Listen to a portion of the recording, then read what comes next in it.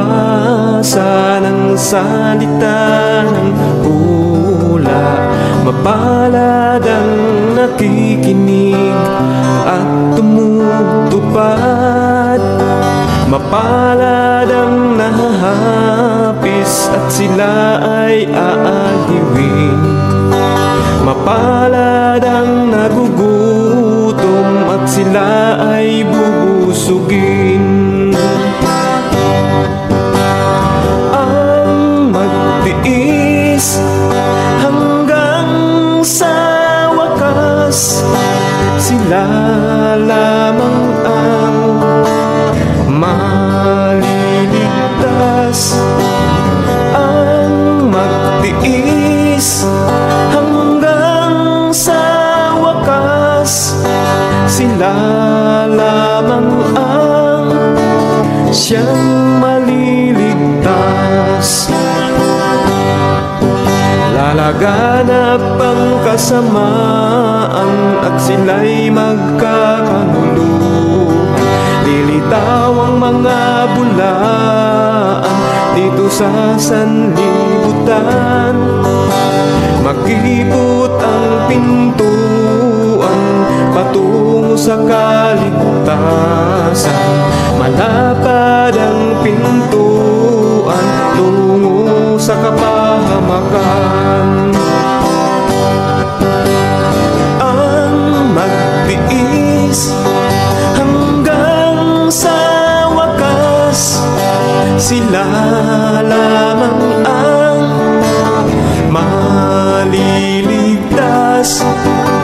Ang magtiis hanggang sa wakas, sila lamang ang siyang maliligtas.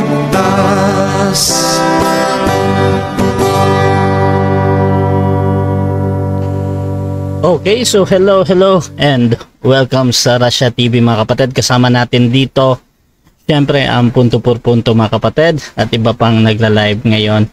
So meron na naman tayong debate na magaganap ngayon, December 11, 2024 mga kapatid, alas 8:07 dito sa Pilipinas ng gabi. At ang topic natin ay patutunayan ng ating affirmative na ang Seventh-day Adventist Church ay tatag ni Kristo. So affirmative natin mga kapatid si Ruben Nankilada ng Seventh-day Adventist Church at negative naman si Jando Alabado ng Roman Catholic Church. Explain ko lang mga kapatid ang ating setup ng debate. Ang ating setup ng debate ngayon ay 10 minutes na presentation, 7 minutes sa cross-examination, at 10 minutes sa rebuttal, at 7 minutes sa second cross, at meron tayong 5 minute na final conclusion. Mauna si negative, mahuhuli naman si affirmative. Ang rules na gagamitin, syempre yung rules ko to, Russia TV standard rules. Rule number 1, ang lahat ng sagot ay kailangan sagutin ng 20 seconds maximum. Either ito ay close-ended or open-ended question. Kung titigil ang sumasagot ng at least 3 seconds, magsasabi na ang moderator, which is ako, ng next question. Rule number 2 mga kapatid, kung close-ended ang question or categorical, kailangan sumagot doon sa pagpipilian muna bago magpaliwanag na hindi lalampas ng 20 seconds. So kung merong tanong na tama or mali, o hindi, pula or puti, so pili ka muna bago ka magpaliwanag ng 20 segundo. Rule number 3, kung hindi niya sasagutin ang tanong or wala doon ang sagot niya sa pagpipilian, magkakaroon siya ng pagkakataong magpaliwanag ng 10 segundo. At yan na yung pinakasugot niya sa tanong. So, tumawag na lang na moderator pag gustong gamitin ang 10 segundong karapatan na ito. Rule number 4, sagutin ang tanong na naaayon sa tanong. So, dapat maging responsive tayo, no? So, kung merong tanong na sino, probably we expect na magbibigay kayo ng pangalan or noun. So, ganun po tayo sumagot mga kapatid. Rule number 5, sa first stand, doon lang dapat magtanong sa inilatag na katunggali. At during first cross-examination, kung tinatanggi ng tinatanong na hindi ko pa nilatag yan, and the word is the next question. Yan yung titingnan ko at gusto kong matinig. Ay automatic next question ko yan. At sa rebuttal, doon na pwedeng itanong ang lahat, inilatag man or hindi inilatag. Rule number 6, ang debater na makakatanggap ng 2 warning sa akin ay may disiplina yan. Rule number 7, bawat senaryo ng objection, isang beses lamang maaaring magpaliwanag. Isang objection lang at hindi susundan ng sunod-sunod na objection, at isang clarification lang din every question at no objection during final conclusion. Rule number 8, hindi po pinapahintulutan ang mga ataking naglalarawan sa pisikal na itsura ng ating mga katunggali. Kasama na din doon yung alam natin na pagmumura, mga kapatid. Hindi natin pinapayagan dyan. However, meron akong mga salita na pinapayagan, gaya ng nagsisinungaling ka o hindi ka nag-aral. So pwede pa yan sa akin, mga kapatid. So tingnan natin mamaya, mga kapatid, yung mga salitang pwede at hindi pwede. Rule number 9, no challenge question. Ito yung mga tanong na kung mabasa ko or paano kung mabasa ko. So hindi ko pinapahintulutan yan kahit pa sumang-ayon yung kabilang panig. Rule number 10, ito lamang ang iiral na patakaran bilang pagsasaayos ng debating ito. By the way, mga kapatid, ang inyong moderator pala, Admin Russia Vista, mga kapatid. And ako po yung admin dito ng Russia TV at admin din ng Debaters Convention at member ng Templar of Truth, mga kapatid. So, sumasang-ayon ba ang ating affirmative sa lahat ng nabanggit? Yes, sumasang-ayon. Okay, at sumasang-ayon din ba ang ating negative? Yes, sumasang-ayon. Okay, yan yung ating kumpirmasyon, mga kapatid. At bago natin simulan ang ating debate, syempre gusto ko muna silang magpakilala sa hindi nakakakilala, mga kapatid. At ano yung gusto nilang tayuan sa gabing ito. At syempre ano yung inaasahan nila sa kanilang katunggali. So unahin natin. Affirmative, pakilala ka, kapatid. Yes, thank you, Bro Russia. Magandang gabi po sa inyong lahat. Ang inyong lingkod, si Brother Ruben Nankilada ng San Fernando, Pampanga SD Church. Isa po tayong liman at saka diakono. At ako po itatayong affirmative. Patutunayan po natin na ang Seventh-day Adventist Church ay tatag ng Kristo at ito ang tunay na iglesia. At sa gabing ito, mga kapatid, ay dalawa lamang po ang makikitang iglesia maglalaban sa Book of Revelation. Ang iglesia Babylonia at ang iglesia Adventista. At ngayon po ay patutunayan natin na iisa lang sa panahon ngayon ang tunay at yung iba, piki na. At sa awa ng Diyos at sa kanyang biyaya, nawa ang kapayapaan ay mapasa ating lahat. Maraming salamat po. Okay, so that is Brother Ruben Nankilada, mga kapatid. Marami na din debate na na-moderate ko sa kanya, mga kapatid. At talagang isa itong magaling na defensor ng Seventh-day Adventist, mga kapatid. At syempre, dito tayo sa tututol naman. Pakilala ka, kapatid. Okay, magandang gabi po sa inyong lahat. Ako po si John Doe Alabado, sa mga hindi po nakakilala. Former evangelist at debater ng Seventh-day Adventist Ozamis Chapter. At ngayon po ay nasa Katoliko na siyang lagi nangunguna sa programang Punto por Punto. Nadira siya? Okay, Brother John Doe, mga kapatid. At yun nga, siya ay dating Seventh-day Adventist.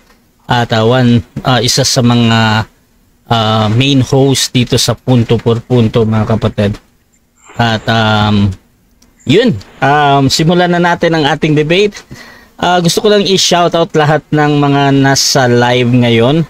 Alam ko maraming nagla-live ngayon. Ang kakilala ko lang dito na for sure nagla-live si Brother John Ray. Ayan. At shoutout sa inyo kung nandyan si Brother Wendell din. Alam ko nagla-live din sila. So shoutout sa lahat. I-share nyo yung live streaming na ito kung saan man kayo, mga kapatid. At pwede kayong mag-tag ng mga friends kung gusto nyo yung mga ganitong content. Ganitong pag-uusap, mga kapatid. Kung saan, para sa akin, which is one of the pinaka-importanteng pag-uusapan, tunay na iglesia, kapatid. So again, ang topic natin ay patutunayan na ang Seventh-day Adventist Church ay tatag ni Kristo. 10 minutes, Brother Ruben, sa iyong first stand. Sandali bro Russia, 10 minutes lang ba? Hindi bitin sa oras. O, 15, di pwede. teka, i-ano natin sa kabila kung okay. Kasi kanina nagbasa ako 10:07 lang. Hindi ko din alam yung ano. Brother John Doc, nag-request yung kabila na 15 minutos daw. Pwede ba yan? O 10 lang? Yung default na setting lang ng Russia TV kasi Russia TV tayo eh. Okay, so kung 10:07 bro, long oras yan, Brother Ruben. Oh, Sige. So, pwede. okay. So, Brother Ruben, 10 minutes bro. Time start na. Okay, thank you. Magandang gabi po muli sa inyong lahat. Patutunayan ko po ng SDA Church ang tunay na iglesia. Ang iglesyang itinatag ni Kristo. Kailan po ba nagtatag si Kristo mga kapatid? Yun ang ating i-resolve ngayon. Marami kasing nag-aangkin o marami nagpapahayag na si Kristo ay nagtatag sa Jerusalem. Basahin natin itong Matthew 16:17 to 19 dito sa ESND na salin. Pinakamalapit sa Greek ito. Sabi dito, sinabi ni Jesus sa kanya, pinagpala ka Simon, na anak ni Jonas, sapagkat hindi ito pinahayag sa iyo ng laman at dugo. Tandaan po natin mga kapatid itong salitang ito. Sapagkat hindi ito ipinahayag sa iyo ng laman at dugo, kundi ng aking Ama na nasa langit. Ang ibig sabihin pala mga kapatid, ang talagang may mensahe dito, ang Diyos Ama, hindi si Kristo na nagkatawang tao, kundi ang Diyos. Kaya dito magkakaroon tayo ng liwanag na hindi pala si Kristo yung talagang nagtayo, yung si Kristong nagkatawang tao. Ulitin natin ha, sabi dito, sapagkat hindi ito ipinahayag sa iyo ng laman at dugo, kundi ng aking Ama na nasa langit. 18. At sinasabi ko rin sa iyo, ikaw ay Pedro, sa ibabaw ng batong ito ay itatayo ko ang aking iglesia. Hindi makapananaig sa kanya ang tarangkahan ng Hades. 19. Ibibigay ko sa iyo ang mga susi ng paghahari ng langit. Anuman ang iyong talian sa lupa ay tatalian sa langit, at anuman ang iyong kalagan sa lupa ay kakalagan sa langit. Sa panahon ngayon mga kapatid, sa panahon ngayon, anuman ang talian dito sa lupa ng iglesia, ng church, tatalian sa langit. Anuman ang kalagan dito sa lupa, kakalagan sa langit. Halimbawa, sa SDA Church, may dalawang kinalagan. O si Brother Erwin at saka si Ubidos. Halimbawa, kinalagan yan. Natural, kakalagan din sa langit. Anong sabi sa Revelation 20 verse 14? Ang hindi masumpungan sa aklat ng buhay ay ihahagis sa dagat-dagatang apoy. Ibig sabihin, yung ilista dito sa talaan ng iglesia sa lupa, ililista din sa aklat sa langit. Bakit po? Noong buksan ni Kristo ang santuaryo sa langit, nung i-activate niya ang bahay-sambahan sa langit, ay na-activate din ang bahay-sambahan dito sa lupa. Yung sinisimbolohan, yung type at yung anti-type. Yan. Si Kristo bilang punong saserdote sa panahon natin ngayon, sa ngayon, nangangasiwa siya sa bahay-sambahan sa langit. At ang pinapangasiwaan niya, yung mga pangalang nakatala sa aklat sa langit. Saan manggagaling yung talaan na yon? Yung kopya, natural dito sa lupa. Kung anong itala sa aklat ng iglesia dito sa lupa, yun din ang itatala sa langit. Yun ang pinagkakabalahan ngayon ni Kristo bilang punong saserdote para imbestigahan, para siyasatin ang bawat pangalan kung siya ba ay karapat-dapat sa buhay na walang hanggan. Marami ngayon ang naniniwala na si Kristo ay punong pari, pero hindi nila alam yung gawain ni Kristo, kung ano ba talaga ang gawain ni Kristo ngayon sa langit. Si Kristo po bilang punong saserdote ay nagsasagawa siya ng final atonement, pang walang hanggang pagtubos ayon sa... bakit? Objection. Pinapaliwanag natin. Time stop. Proceed. Ang sinabi sa akin ni Robin Nakilada, patutunayan niya na ang Seventh-day Adventist Church, ang true church founded by Christ. Sa kanyang paliwanag ngayon, mukhang ang topic niya ngayon is hukom investigatiba. Doon papunta yan. Hindi ko papayag yan. Ayoko yung dalawang topic Maghintay ka lang. ng tema, ayoko yun. Wait lang. Huwag kayong mag-usap ganito. Ganyan yung moderator. So, as wait lang bro, Ruben ha. Wait lang bro. So, dito muna tayo sa objection.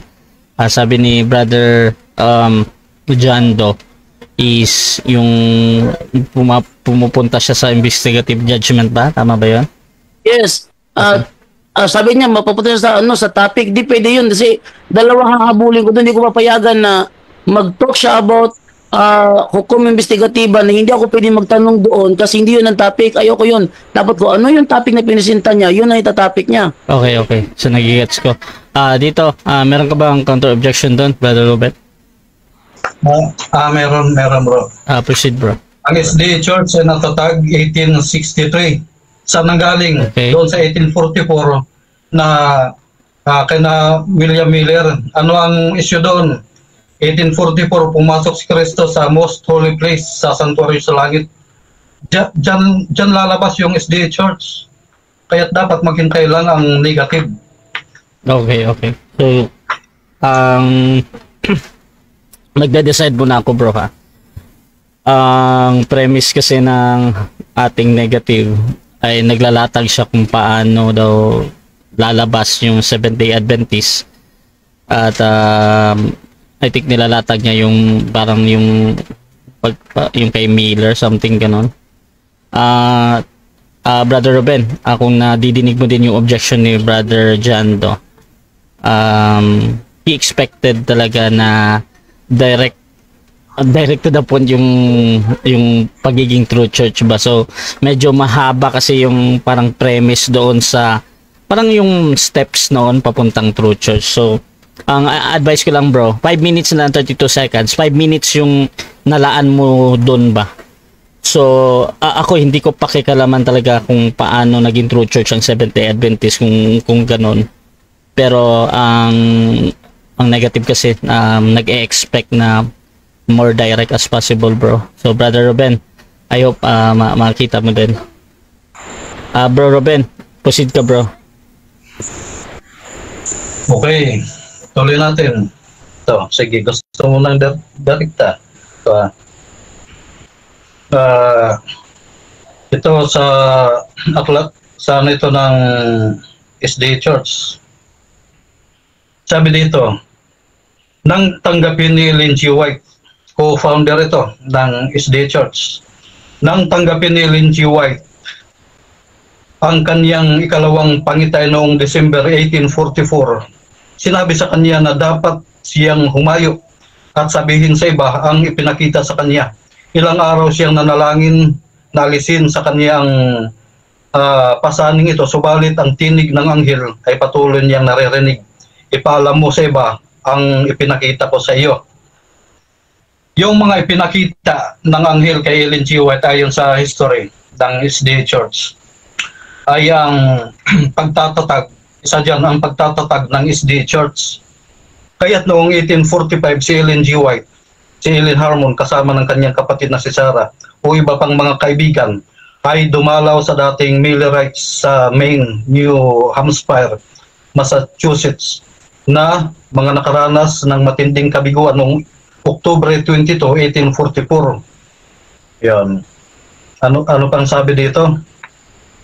Nagsimulang maglakbay kasama niya at ng kanyang kaibigan si James White at mga kasama noong 1846, sina James White at Eileen ay kinasal. Kaya nagtuloy-tuloy yan, yung history na yan, 1863 na itayo ang SDA Church ayon sa kanyang pangitain, ayon sa gabay ng anghel sa kanyang pangitain. Saan nagsimula? 1844, mula doon sa Millerites movement. Ngayon, ayon sa Episodos 20 hanggang 22, ang mga propita at ang mga apostol ay mga co-founder. Co-founder yan, mga kapatid, ha? Tandaan natin. Kaya't maliwanag na itong si Ellen G. White ay legit na co-founder ng church, yung Ignatian na labi. Okay. At sa Episo 2:11, si Kristo ay naglagay sa iglesia ng propita. Kaya't ang SDA Church ay may propita, at ang propitang ito, si Ellen G. White, ay co-founder ni Kristo. Mga tagapagtayo. Ang mga apostol ay mga tagapagtayo din. Danan yan. Sa Revelation chapter 1, mababasa natin dyan yung 7 churches. Chapter 1, chapter 2. Lahat ng 7 churches na yan, tunay. True church yan, mga kapatid. At pagdating naman sa Revelation 12:17, binabanggit ulit dyan yung iglesyang nalabi na binabaka ng dragon. At ang palatanda ng iglesyang nalabi, tumutupad sa 10 utos at may patotoo ni Jesus. Ayon sa Isaiah 51:7, inyong pakinggan ako ninyong nakakaalam ng katuwiran, bayan na ang puso ay kinaroroonan ng aking kautusan. Huwag ninyong katakutan ang pula ng mga tao o manglupaypay man kayo sa kanilang panglait. Nilalait po ng mga tao ngayon yung Seventh Day Adventist Church. Tatag daw ng babae, natatag sa Amerika. Natural na sa history yan. Yung prophetic history ng Millerites, nakatalayan sa Revelation 10, yung pagkabigo, nakatalayan. Kaya ang Seventh Day Adventist Church ay ito yung iglesyang hinulaan na matatatag. Kaya't natatag, nahulaan ito sa Revelation. At sa Revelation, dalawa lang ang iglesyang naglalaban dyan. Yung ibang iglesia, mga protestante, mga saling-pusa lang yan, under yan ng Katoliko. Dalawa lang, SDA Church at Catholic Church. Babylonia at ang tunay na iglesia. Yan lang ang iglesia sa Revelation na naglalaban. Kaya't maliwanag ng iglesia Adventista o naghihintay sa pagdating ni Kristo, tatag ni Kristo, nanghahawakan sa kautusan ng Diyos. So, ang iglesyang ayaw sa kautusan ng Diyos, hindi yan tatag ni Kristo. Maliwanag yan. So, sino may tatag? Yung dragon. Natural yan. Si Satanas sa nagtayo ng reliyon doon sa Roma. Naroon yung kanyang trono sa Roma, yun sa Revelation 2:9 kung hindi ako nagkakamali. Kaya't maliwanag, mga kapatid. Hindi lang tayo nabigyan ng naputol yung natin kanina, yung eschatology natin kanina. Tuloy-tuloy yan, nasa sa prophetic timeline yan eh. Mula sa pagpasok ni Kristo sa most holy place, sa kabanal-banalang dako, na-activate yung time. Yung inaanenuhan ng iglesia sa langit. Time na bro. At iglesia dito sa lupa. Okay, so dyan nagtatapos, mga kapatid, ang unang pahayag ng ating affirmative. Brother Ruben Nankilada ng Seventh-day Adventist. At dako tayo sa 7 minutes na unang pagtatanong ni Brother Jando ng Roman Catholic Church. Your time start now, bro. Okay, unang tanong. Inamin mo ngayon lang, narinig ko, 1863 na itayo ang SDA Church. Tama ba yun? Yes, tama. Ayon sa... Nung itinayo siya noong 1863, saan siya itinayo? Una sa Battle Creek, sa Amerika. Battle Creek, Michigan, USA. Okay. Kailan nagpunta si Cristo sa Battle Creek, Michigan, USA para itatag ang SDA? 10 minutes, Bro Russia.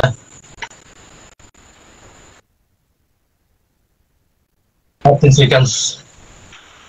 Si Kristo, di na kailangan pumunta sa Amerika dahil yung mga propeta at apostol, co-founder yan, ipinamahala na yan ni Kristo. Hindi na kailangan siya mismo yung magtayo. Propeta Silencio, natural. Inamin mo hindi nakapunta sa Battle Creek, Michigan, USA si Kristo? Yes or no? Yes or no? Yes, dahil nasa langit siya. Abala siya sa kanyang pangangasiwa ngayon sa most holy place. Wait. Wave ko na yung time, Brother Moderator.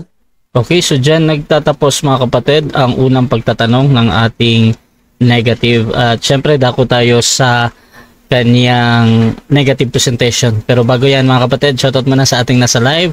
Kay Pastora Sita Wanka, shoutout sa kanya. Sabi niya ay parehas ng duha religionist.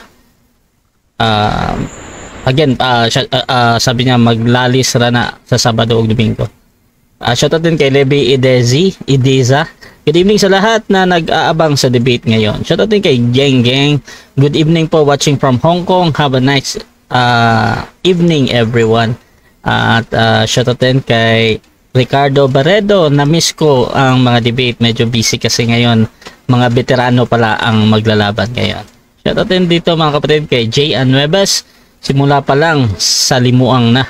At Liluch Labena, Loida Inaguas, wala kilati ang SDA. Wala talaga siyang factual evidence. At shoutout din kay Liluch Labena. Shoutout Kuya Ruben ni Israel. Shoutout din kay AI Askura.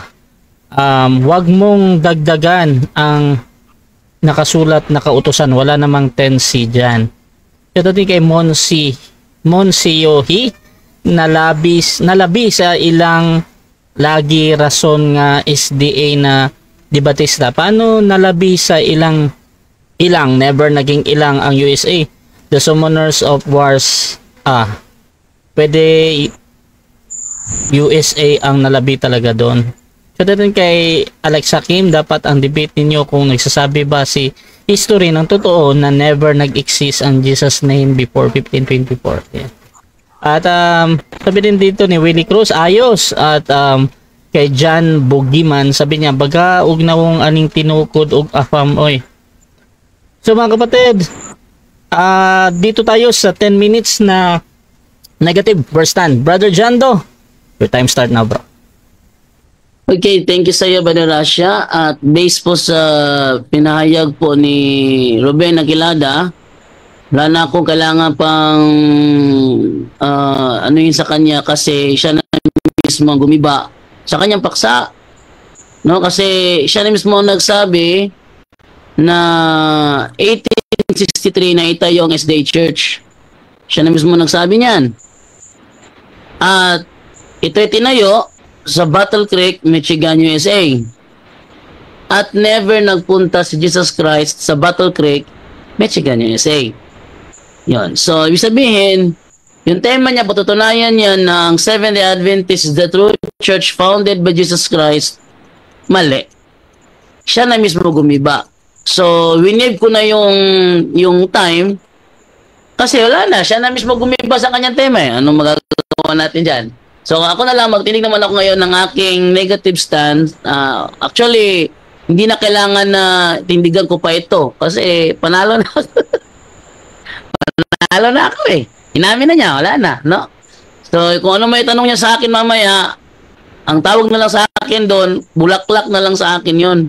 Bulaklak na lang kasi inamin na niya eh. Okay, ito tayo ngayon sa history ng Seventh-day Adventist Church. Ang kukunin kong reference dito is yung Wikipedia. Sabi dito, the Seventh-day Adventist Church is the largest of several Adventist groups which arose from the Millerite movement of the 1840s in upstate New York. So sila ay nagsilabasan lang sa Millerites. Inaamin naman niya na kanilang Alpha and Omega. they see themselves, Seventh-day Adventists, they see themselves as the continuators of the Millerite heritage. So inaamin nila, sila ay continuators of the Millerite heritage. So talagang sila ay lumabas galing kay William Miller. Hindi naman tinatanggi yan ng ating mga kaibigan sa kanilang statement. Actually, kung panonoodin po natin yung binanggit po ng kanyang kasama na si Johnson Amica, inaman naman niya, before 1863 wala pang Seventh-day Adventist Church. Narito, panoorin natin. Bago yung 1863, meron ng Adventist. Adventist. Pero walang Seventh-day Adventist. Kaya maganda na nalilinaw rin yan. Kasi sa history, ang grupo ni William Miller, Pastor, ay tinawag na Adventist. Advent movement.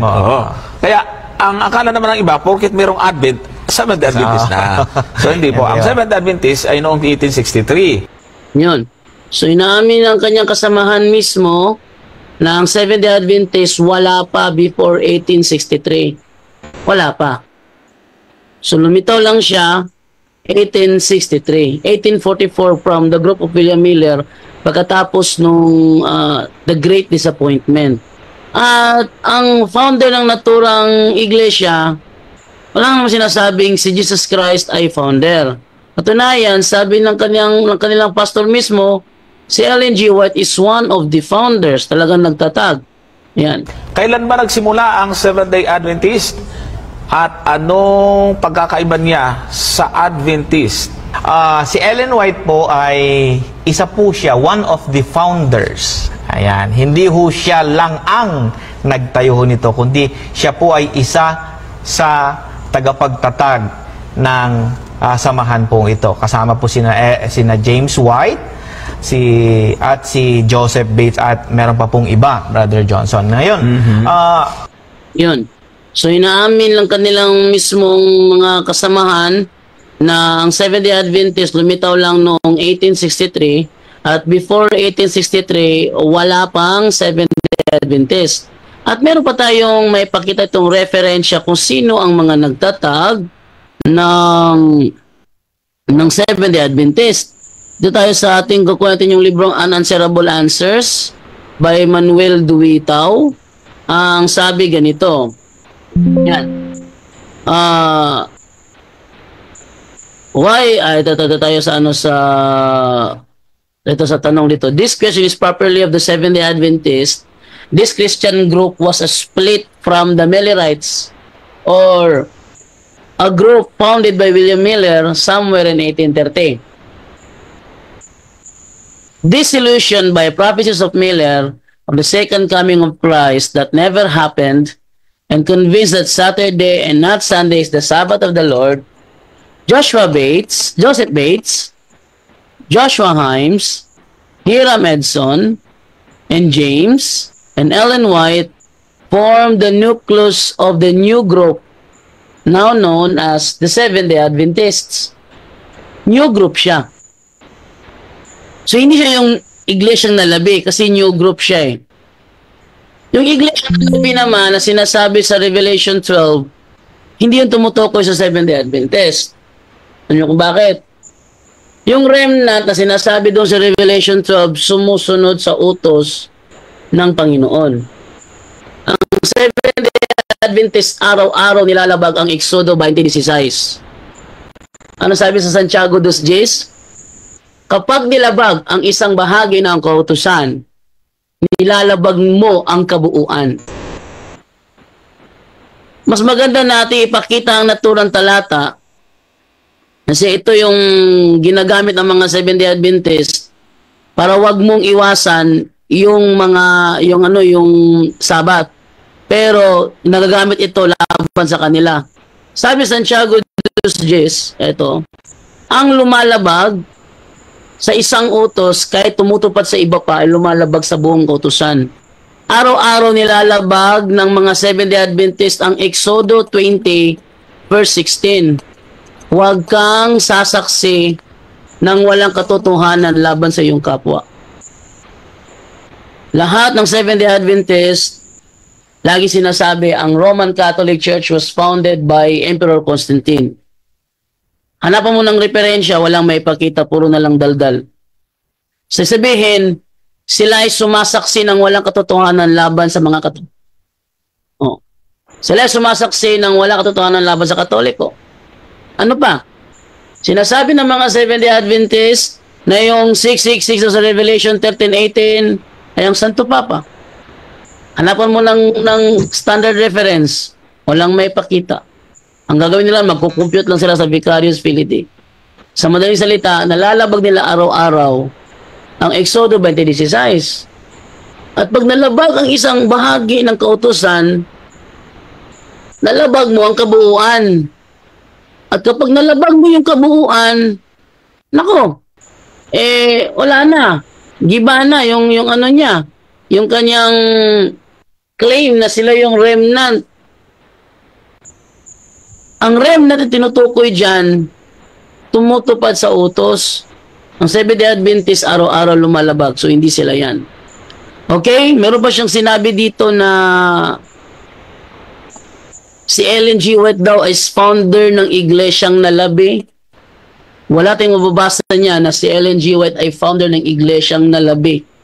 Kasi yung tinatag niyang iglesia, lumusot yun panahon ng magkamali si William Miller sa kanyang hula. Katunayan, ayon sa kanilang history dito sa Wikipedia, ang nagpresenta sa kanila the foremost proponent of Sabbath keeping among early Adventists was Joseph Bates.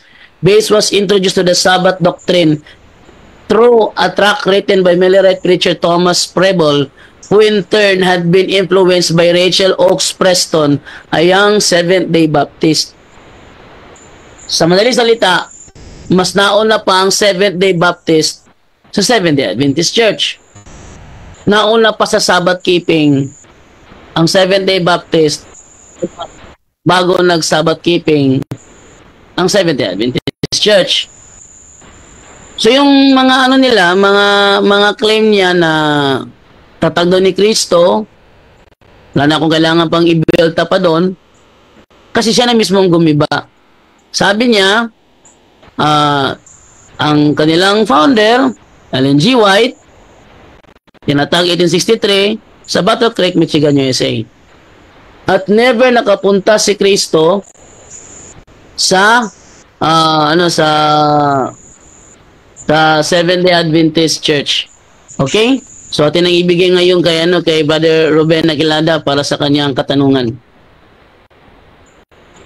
Okay, so diyan nagtatapos ang unang pahayag ng ating negative. Dako tayo mga kapatid sa ating unang pagtatanong na affirmative sa negative. Brother Ruben, your time start now, bro. Bro Russia, wala naman akong dapat itanong, i-wave ko na yung oras. Yung nilatag ng ating negative, walang kwenta. Wala nang dapat itanong dyan. Okay. Ano na lang ako, patuloy na lang sa paglalatag. Okay, so official nang wini-wave ng ating affirmative yung kanyang pagtatanong. So before natin puntahan ang ating rebuttal stage, shoutout muna again sa lahat ng nasa live mga kapatid. At sa mga bagong pasok dyan sa ating live, ang topic ngayon ay patutunayan ng affirmative na ang Seventh-day Adventist Church ay tatag ni Kristo mga kapatid. Affirmative natin si Brother Ruben, negative naman si Brother John Do. At basa muna tayo ng ilang comment. Shoutout kay Ricardo Barredo. Nagiba agad, mukhang may sense naman ang sinabi ni Bro Ruben na prophetic utterance kay E.G. White ang nagbigay daan sa pagkakatatag ng Seventh-day Adventist. Kung paanong divine revelation not by flesh or blood from the Father naman ang nagbigay daan sa pagkatatag ng Church of Jerusalem. Tingin ko mababasag naman itong argumento ni Brother Ruben kung mapapatunayan ng false prophetess si Ellen G. White, kaya lang lalawak lalo ang usapin. At shoutout din kay Pfizer Rose Cloud, lalong walang patunay na gumawa ng RCC ang Kristo. Shoutout din kay Monse. Hey, parang bangko din yan. Branch, gaya ng simbahan ninyo. Madami ding kamay yan. Di lang itinayong mag-isa. To be honest and for real.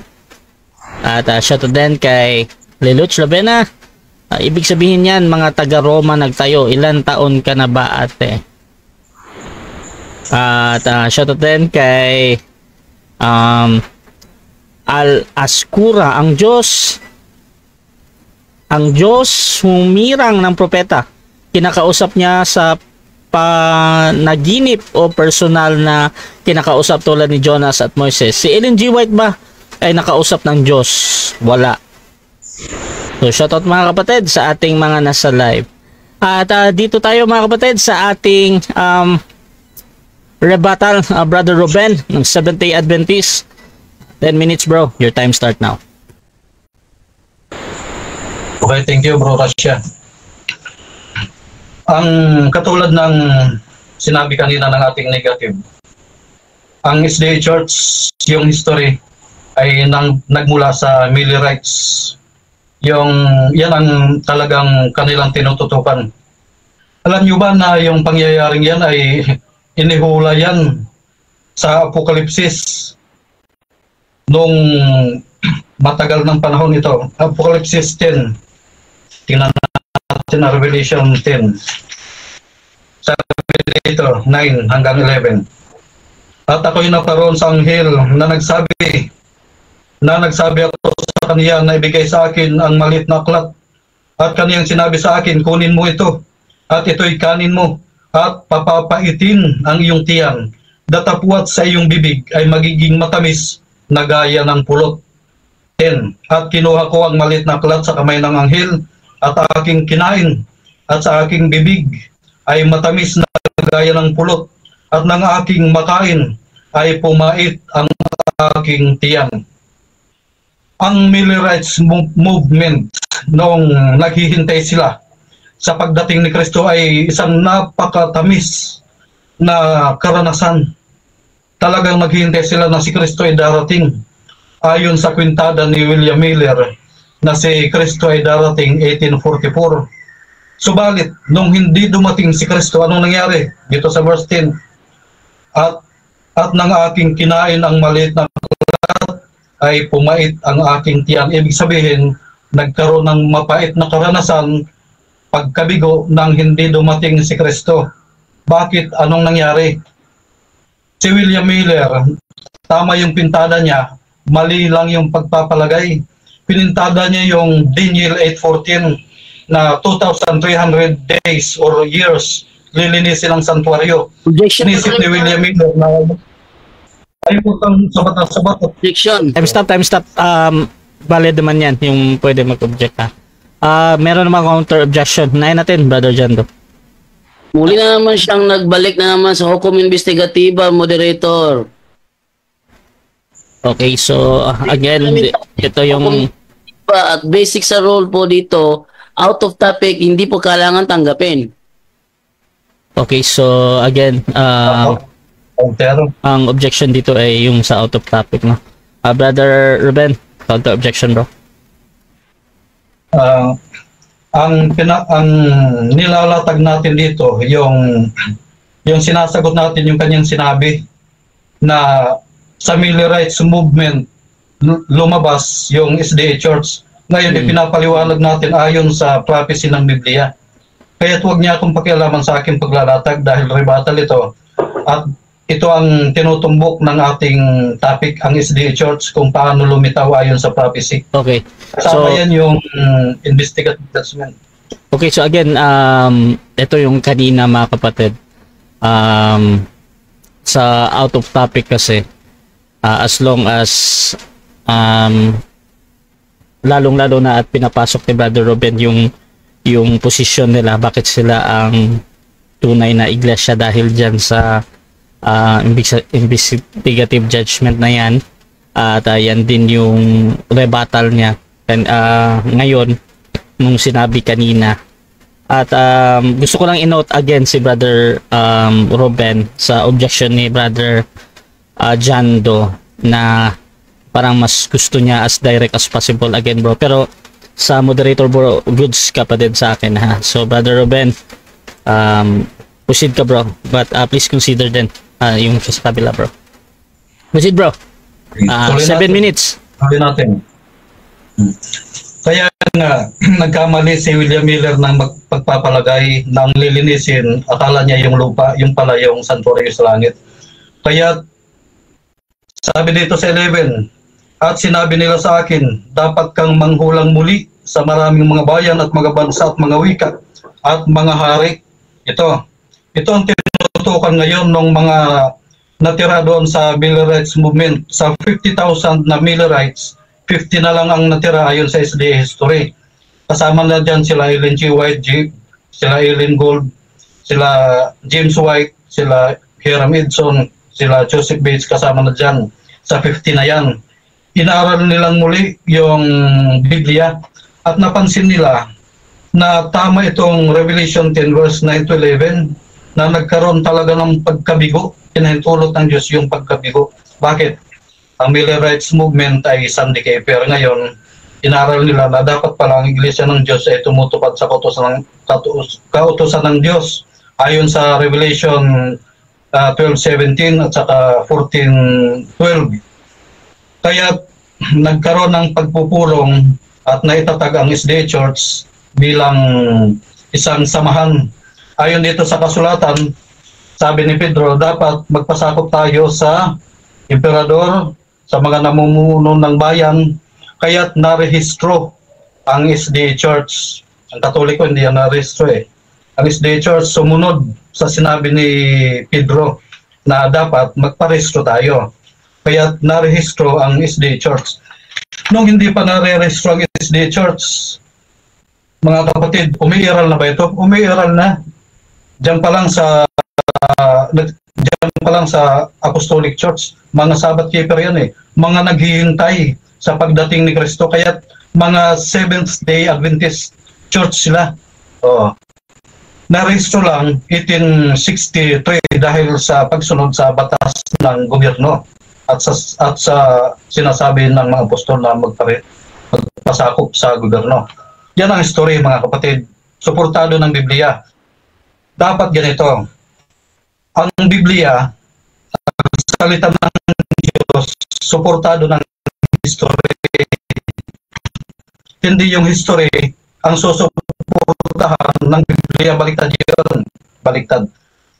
Kaya yung argumento na nagpunta ba si Kristo sa Amerika para magtatag, ano yan na pangkanto? Si Kristo sa panahon niya, hindi naman siya nagtatag sa kanyang sarili. Kaya sabi niya sa Mateo 16:17 to 19, hindi itong laman at buto ang nagsasalita na magtatayo, kundi ang Diyos. Kaya nga tinawag na Iglesia ng Diyos eh. Iglesia ng Diyos kay Kristo Jesus eh. Si Kristo yung founder, batong panulok, ang mga propeta at apostol, ang co-founder. Kaya si Ellen G. White bilang propeta, co-founder siya, legit siya, mga kapatid. O sino nagtayo ng Katoliko?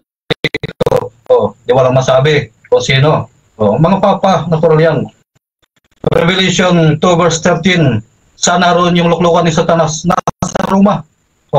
Sino yung mga kalaban ng Iglesia Katolika Romana? Yung mga tao na pinipersikat ng papacy. Yan ang history na sinusuportahan na makikita sa ng Biblia, sa prophecy. Sa Revelation 17 verse 5, ito yung hiwaga, dakilang Babylonia, mahiwaga yan. Anong sabi ni Apostol Pablo sa Thessalonica 2:3-4, may hiwaga na gumagapang. Yan, nagkakaroon ng pagtalikod ngayon at nabubuo ngayon itong iglesia nito. Ano yung iglesia na buo? Iglesia Babylonia. Sila Pedro nung inuusig, yung code name nila para huwag sila mahuli. Narito kami sa Babylonia ayon sa 1 Pedro 5:13. Sino yung Babylonia?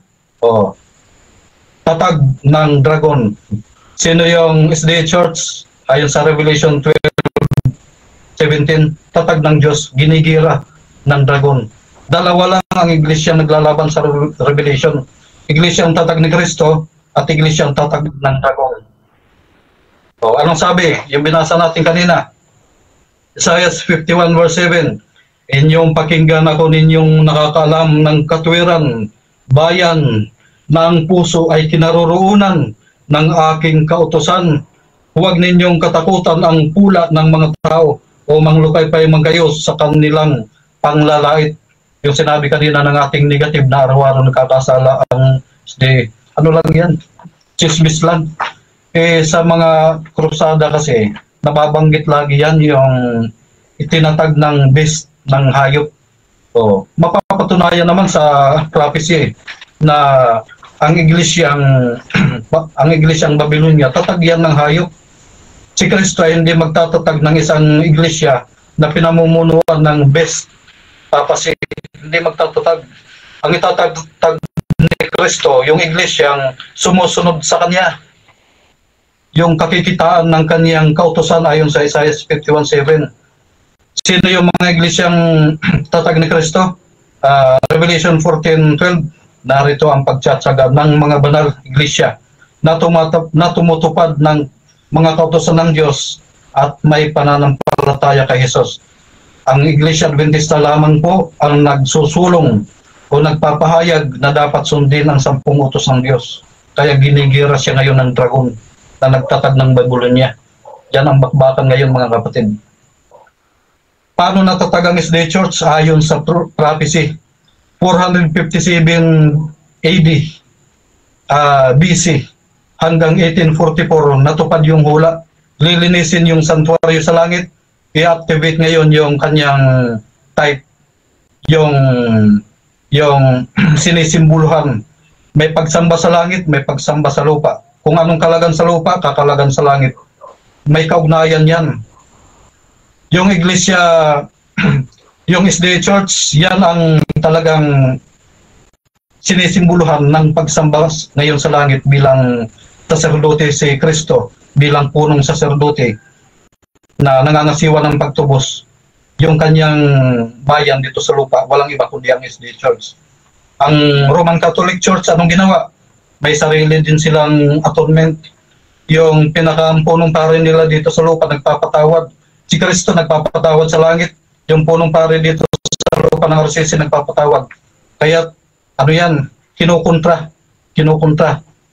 Nilalabanan yung atonement na ginagawa ng high priest sa langit, ng high priest dito sa lupa ng Iglesia Katolika na nagsasabi sila daw yung tunay. O, di ba maliwanag, mga kapatid? Isa lang yung tunay. Time. Ngayon, ang Espiritus. Okay, so dyan nagtatapos ang rebuttal ng ating affirmative at dako tayo sa second cross ng ating negative. Brother John Do ng Roman Catholic Church, your time start na. Okay, dahil sabi mo kailangan tuparin lahat ng kautusan. Ang SDA ba, tinutupad ba ang Exodo 20:16 o hindi? Yes, tinutupad.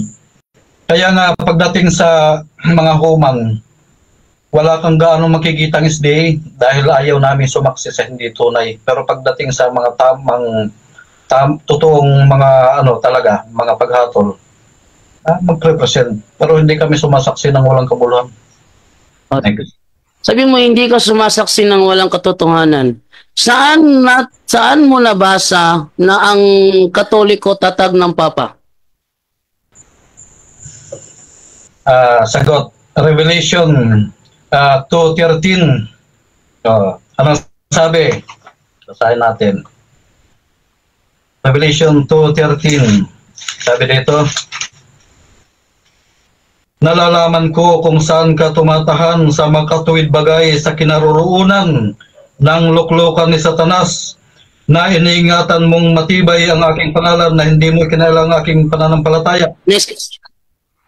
Binasa ko ang 2:13. Bakit walang nabasa dito na ang Papa ang nagtayo ng Iglesia Katolika? Ito, narito sa kasunod. Tuloy natin basa.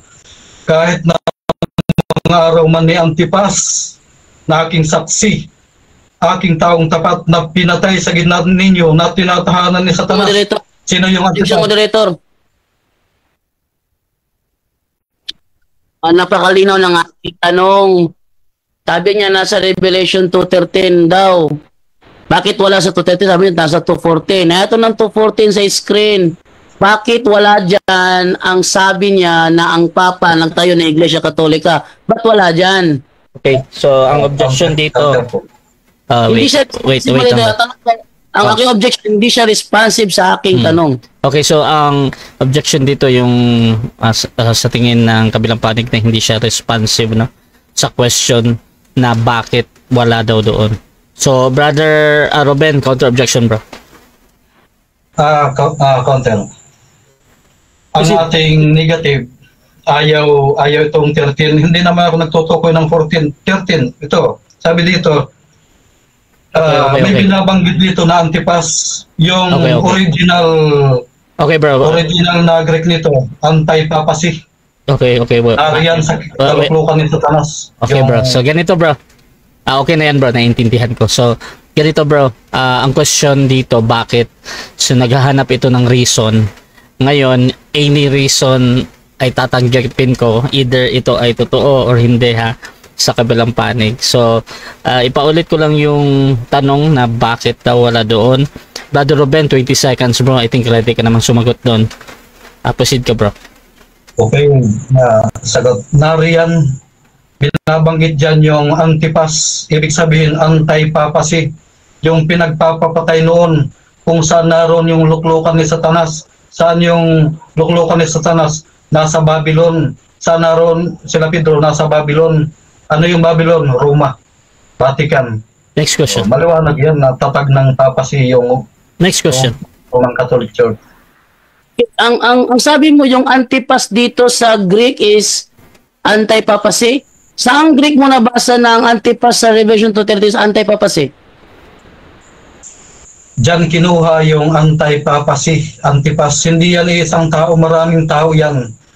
Sila yung mga lumalaban sa papacy, yung pinipersecute, kaya tinawag na Antipas. Grupo yan. Sa Revelation kasi, pag nagbanggit, ano yan eh, prophecy yan eh. Antipas, anti-papacy. Next question. Bakit sinasabi dito sa Strong Dictionary na yung Antipas sa Revelation 2:13 is a Christian martyr of Pergamum? Ba't sa iyo iba yung paliwanag mo sa talagang konteksto ng talata? Tama yan, yung sinasabi dyan. Tama yan. Christian group. Yung, sino yung Pergamo? Objection. Kalagayan yan. Time stop. Objection. Walang sinasabing group dito. Ang tanong ko sa kanya, sabi niya kasi, yung Antipas sa Greek daw is anti-papacy. Ngayon, yung Antipas pala, isa palang tao yan, isang Christian martyr pala si Antipas, isang tao. Yung Antipas, bro. Pangalan ng tao yung Antipas, moderator. Objection, pangalan bro. ng tao. Martyr of sa lugar na Pergamo. Anong objection, brother, dyan? Ang objection mo sa kanya, nasaan dito sinasabi niya na ang Greek ng Antipas is anti-papacy? Kasi dito kasi, ito pala yung pangalan ng isang tao. Okay, so nasaan yung hinahanap mo, yung sinasabi niya na anti-papacy? Brother Ruben, meron ka bang counter objection doon bago ako hahatol? Proceed. Ang ating negative, ayaw niyang tanggapin na yung martyr na binabanggit dyan, group of Christian yan, hindi yan isang tao. Okay. Wala kang makikita sa history na mayroong isang tao na si Antipas, nag-iisang tao. Group of people yan, mga Kristiyano yan na martyr. Okay. Nagpapatay ng tao. Okay. So ganito mga kapatid ha. Again, ang moderator hindi judge dito mga kapatid. So either nagsasabi ng totoo si Brother Ruben or nagsisinungaling siya. Nasa audience naman yan kung paano nila titingnan. Pero sa moderator, tinitingnan ko, lalo na pag reason mga kapatid, ay tinatanggap ko as a valid answer talaga yan. Kahit pa kung anong sa tingin ninyo doon. So Brother Ruben, ganito bro, bigyan mo na kita again ng 20 seconds bro sa iyong pagpapaliwanag. At ang tanong ulit ay yung bakit. Proceed bro. Okay, ang tanong, bakit wala? Natural, yung ating negative bulag yan, hindi yan nakakaintindi ng prophecy. Sabi dyan, aking lingkod na si Antipas na pinatay sa gitna ninyo, aking saksi na pinatay sa gitna ninyo na tinatahanan ni Satanas. Next question. O nasaan yung tahanan Next ni Satanas? question. Babylon. Next question. Next question. Sabi dito, si Antipas ay isa palang Kristiyanong martir na pinatay dahil sa kaniyang pananampalataya. Pinatay si Antipas na isang Kristiyanong martir. Sa mo isang grupo. Sa yung grupo dito? Pero Sagot? pag people yan, hanapin mo sa ibang history. Hindi yan isang tao. Walang Antipas na nag-iisang tao na yun ang pangalan. Martir yan, aking taong tapat na saksi. Pero pag people yan, pinatay ng papasi. Okay. Next Next question. Sabi dito, sino si Antipas? Isang martir ng pananampalataya. Ayon sa talata, si Antipas ay tinawag na aking tapat na saksi. Isang parangal na ginamit din kay Jesus sa pahayag 1:5. Sinasabing siya ay nag-alay ng kanyang buhay dahil sa kanyang hindi matinong na pananampalataya kay Kristo sa isang lugar na inilalarawan bilang tirahan ni Satanas. Sang-ayon ka ba dito na si Antipas pala ay pinatay sa lugar na tinatawag na tirahan ni Satanas? Yes or no? Yes, yung tirahan ni Satanas, yung Babylon, yung Roma, yun ang tirahan ni Satanas. Nandun din sila, Apostol Pedro noon, nagtatago sila. Sila yung tinatawag na Antipas, mga pinagpapatay ng papasi, Next question. mga taong tapat na saksi. Next question. Kristo. Sa mga inaamin mo na itong Antipas, hindi ito ang tirahan ni Satanas, kundi siya ay isang tao na pinatay ng dahil sa kanyang pananampalataya. Yes or no? Yes, No, sir. hindi mo naintindihan. Yung Antipas, group of people na pinatay sa lugar kung saan naroon yung trono ni Satanas. Alam nga naman, iisa lang yung saksi ni Kristo. Marami yan. Mga taong tapat kay Kristo, pinagpapatay doon sa Roma, sa Vatican, noong araw na yun. Nasaan ang ebidensya mo na yung Antipas sa Revelation 2:13 is a group of people? Nasaan? Yan yung Revelation 2:13. So, basahin ulit natin. Fiction moderator.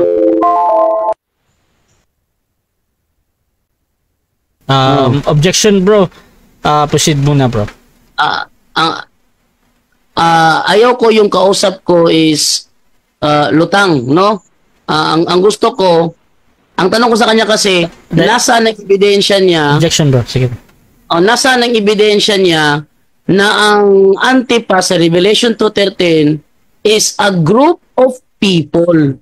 Yun Okay. ang tinatanong ko sa kanya, yun ang ibigay niya. Huwag siyang magpaliwanag ng kanyang sariling Okay, haka. Ganyan ang ebidensya, moderator. Okay, so again, nag-object ka, bro, dahil naghahanap ka ng kung Referensya. saang referensya yun or yung saan niya nakuha yun. Brother Ruben, meron ka bang counter objection dun, bro? Bago ako hahatid. Yes. Proceed, bro. Ang ating negative, Mm. yung madilim yung utak, hindi niya naintindihan itong Revelation 2:13. Objection. Alam nga naman, Wait nag-iisa lang lang. yung, alam nga naman, nag-iisa lang Okay. yung saksi ni Kristo. Wait lang, bro Ruben, ha. Yung sa rules kasi natin, bro, yung sa bawal banggitin yung mga physical, bro, pa. So, nababanggit mo yung utak, bro. At hindi ko pinapayagan yan, bro, ha. So, ganito, bro. Doon ka muna sa natin, bro. Objection. Counter objection mo. Direct ka sa akin. Ano ulit yun, bro? Bro Ruben. Wait lang, ano yung... Actually, mga kapatid, pumasok pa itong Ako na. objection. Ako na bro, inaayos ko kasi ito yung... Sige. Sige. Sige, bro. So, direct ka na sa moderator, bro, ha? Ano yung ulit yung counter objection mo, bro? Okay. Ang hinahanap ng ating negative, Yung ebidensya. yung salitang group of people, ganun ba? Yung maramihan. Prophecy ito eh. Ang hinahanap Ang lang niya, bro, yung reference, bro, yung book na title ba yan or magazine or anything na yun lang naman yung tanong. So, however, in-entertain ko to kasi pumasok pa siya. Isang segundo lang talaga to. At wala ka din pagkakataong sumagot, Brother Ruben, kung ipapatuloy ko ba. So, ang gagawin na lang natin, in-entertain ko naman yung objection nyo at proceed na lang tayo sa rebuttal, mga kapatid. So, mga kapatid, dyan nagtatapos ang second cross ng ating negative, mga kapatid. At dako tayo sa kanyang presentation. Ayan. Brother Ben? Bro. Wait lang, 1 minute. 1 minute muna. Ayusin ko lang itong Sige. namulog yung linya. Sige bro. So, 1 minute break tayo mga kapatid. At pa-shoutout muna tayo sa ating mga nasa live.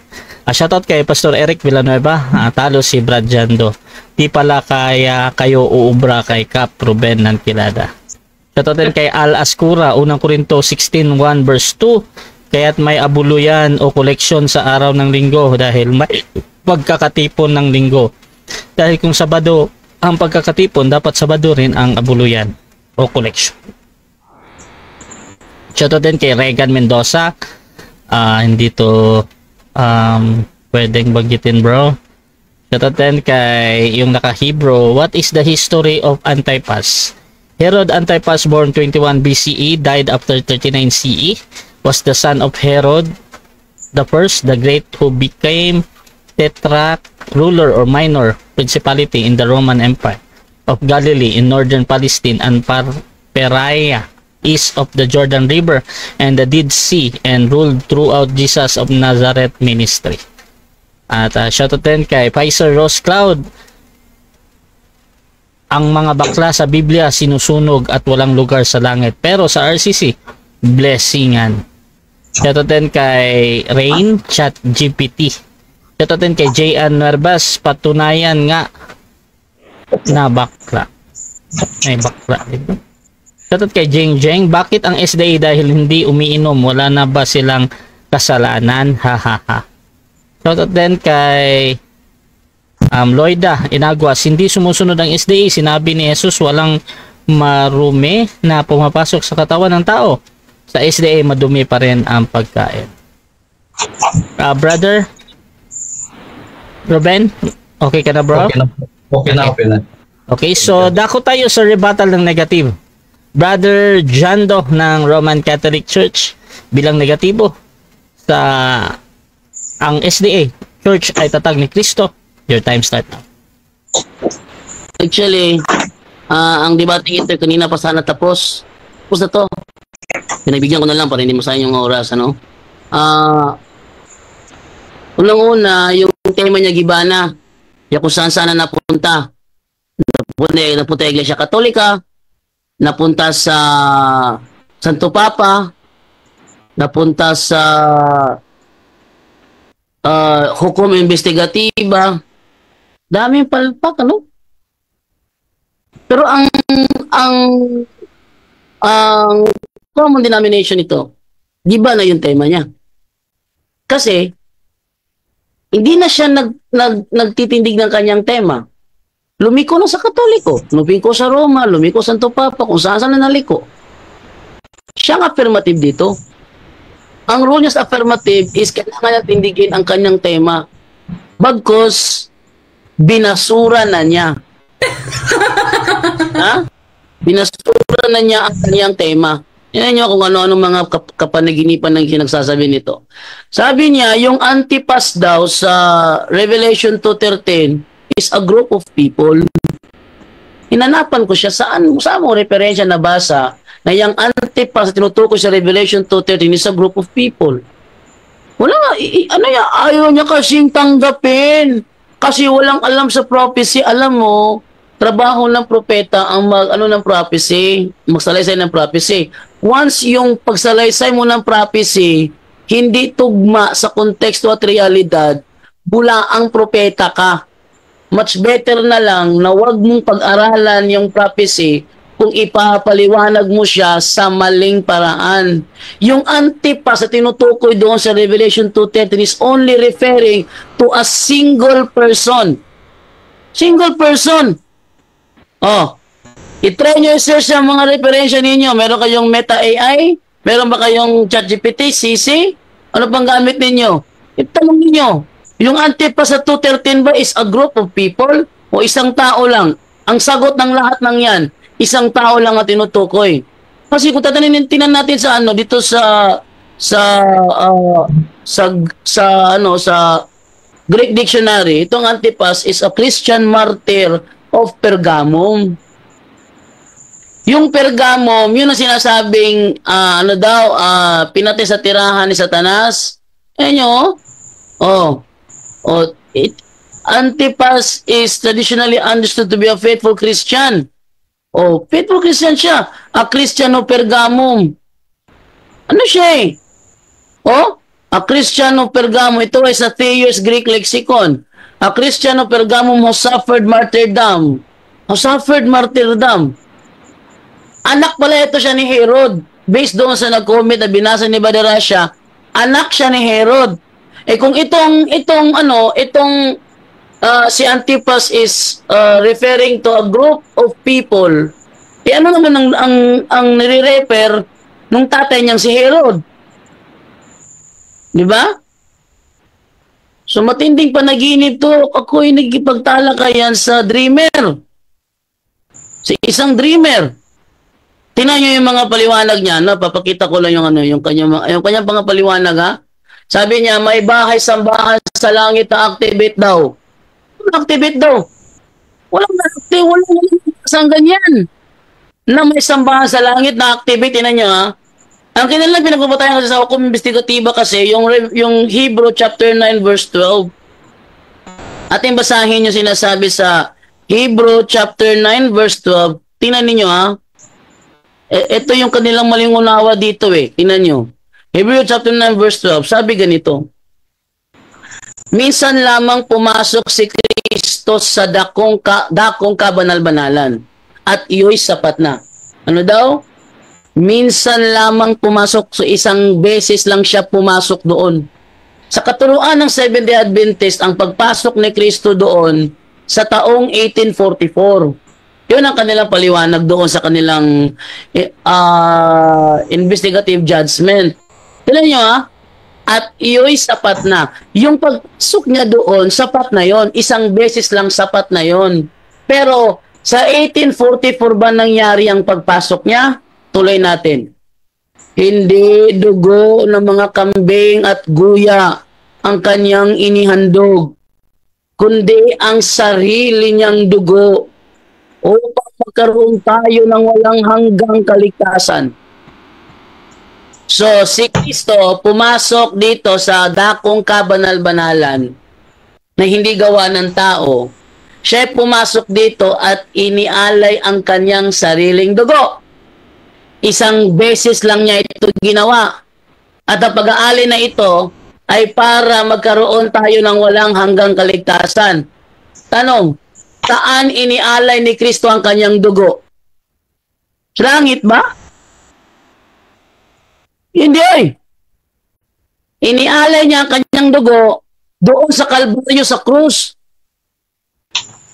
Doon niya inialay ang kanyang dugo. Minsan lang niya gagawin yan. Isang beses lang niya gagawin yan. Ang pag-aalay ng kanyang dugo upang magkaroon tayo ng walang hanggang kaligtasan. Saan niya ginawa yun? Doon sa krus. Ang problema kasi, ang kanilang unawa dito, sa dakong kabanal-banalan, ito ay sa langit, 1844. Lilito, 2 beses siya nag-alay ng dugo.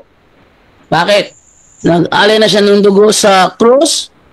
Mag-aalay pa siya doon sa langit, 1844. Yung pag-alay ng dugo sa krus, kung yun ay hindi pa magkaroon tayo ng walang hanggang kaligtasan, para saan yun? Kasi kailangan pa niyang ulitin doon sa langit. Kaya nga, eto, hukom investigatiba na ito eh. Hindi na ito yung true church na topic niya. Ang true church na topic niya, giba na. Kaya kung saan-saan na napunta. Tingnan nyo, ano pa sabi niya dito? Sabi niya dito, Protestant versus True Church. Protestant versus True Church. Kasi sa Revelation, naglalaban daw, Protestante daw, at ang tunay na iglesia. At sila ang tunay na iglesia, at ang Protestante doon, Babylonia. Wala naman akong tutol na ang Babylonia, Protestante yon. Kasi yun ang sinasabi ng kanilang libro sa last day events. At ipakita ang kanilang aklat na last day events. Ito ang sinasabi ng kanilang at ipakita no yung kanilang last day events. Saan ba yung last day events? Ito. Ipakita. Sabi ganito. Yan no? Oh. Ito sinasabi ng last day events. In 18th chapter of the Revelation, the people of God are called upon to come out of Babylon. Ang mga tao ng Panginoon ay palalabasin sa Babylon. According to the scripture, many of God's people must still be in Babylon.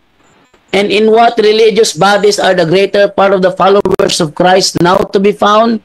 Without doubt, in the various churches professing the Protestant faith.